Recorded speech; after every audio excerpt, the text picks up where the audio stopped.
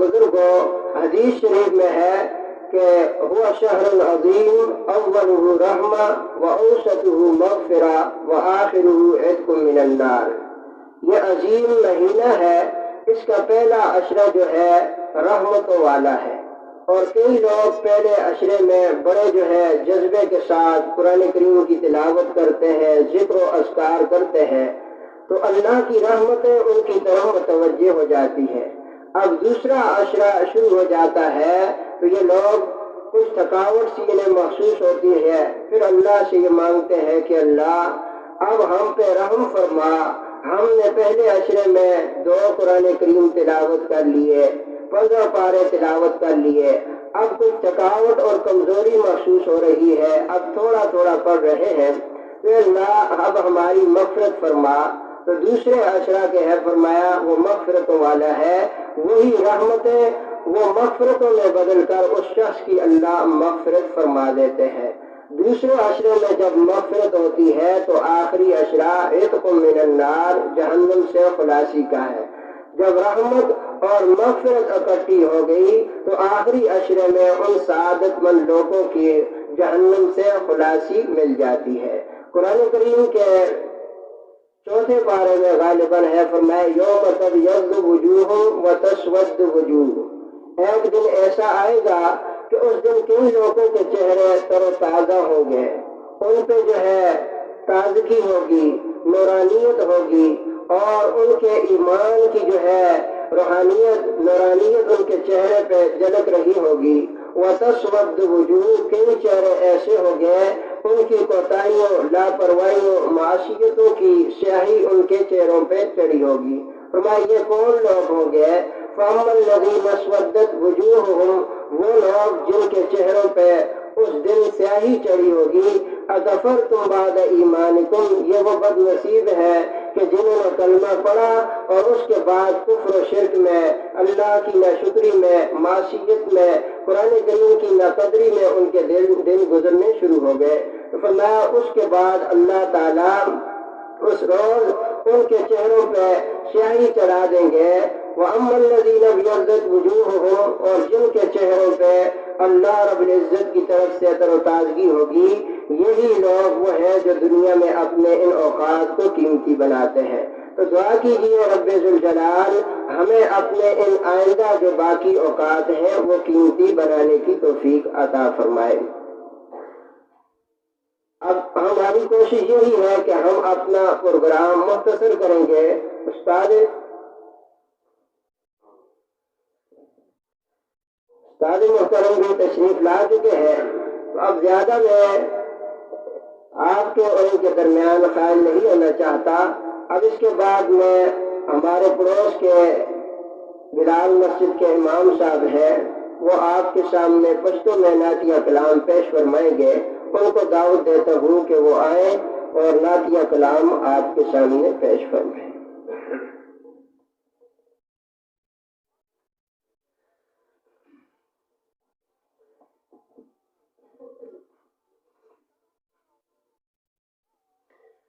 أعوذ بالله من الشيطان الرجيم بسم الله الرحمن الرحيم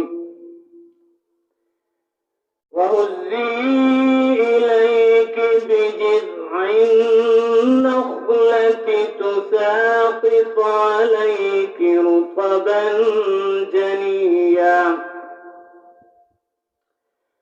فكلي واشربي وقري عينا فإما ترين من البشر أحدا فقولي إني نذرت للرحمن صوما فلن أكلم اليوم إنسيا فأتت به قومها تحمله قالوا يا مريم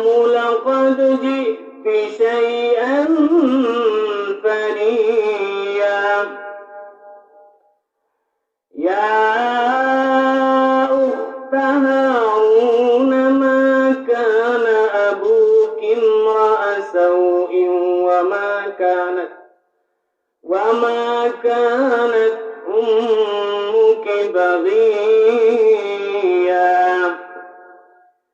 فأشارت إليه قالوا كيف نكلم من كان في المهد صبيا قال إني عبد الله آتاني الكتاب وجعلني نبيا وجعلني مباركا أينما كنت وأوصاني بالصلاة والزكاة ما دمت حيا وبرا بوالدتي ولم يجعلني جبارا شقيا صدق الله العظيم. पुष्प में जार शामा ज़ाद मुस्तफ़ा दस्तरगो दाहागी पाक रसूलुल्लाह दस्तरगो जार शामा ज़ाद दिलरुबा दस्तरगो दाहागी पाक रसूलुल्लाह दस्तरगो दस्तरगो तोरपा मदीना की चीज़े दस्तरगो तोरपा मदीना की चीज़े ज़माउस्ताउ दहर चा दस्तरगो दागी पाक रसूलुल्लाह दस्तरगो शमा कुर्बान दिलरुबा दस्तरगो दागी पाक रसूलुल्लाह दस्तरगो ढेर बीमारां दहा दस्तरगो ढेर बीमारां दहा दस्तरगो दाहू गुज़लोनो दावा दस्तरगो दागी पाक रसूलुल्लाह दस्तरगो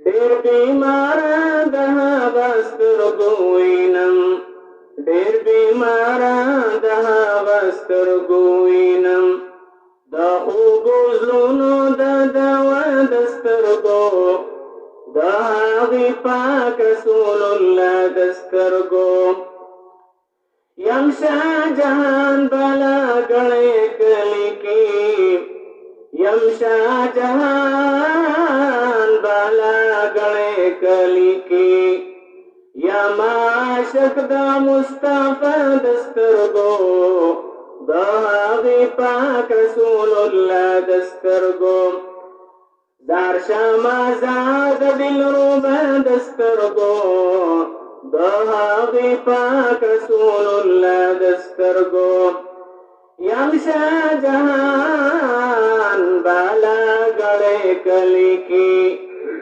यमा शद्दा दिलरुबा दस्तरगो दागी पाक रसूलुल्लाह दस्तरगो जार शामा ज़ाद मुस्तफ़ा दस्तरगो दागी पाक रसूलुल्लाह दस्तरगो।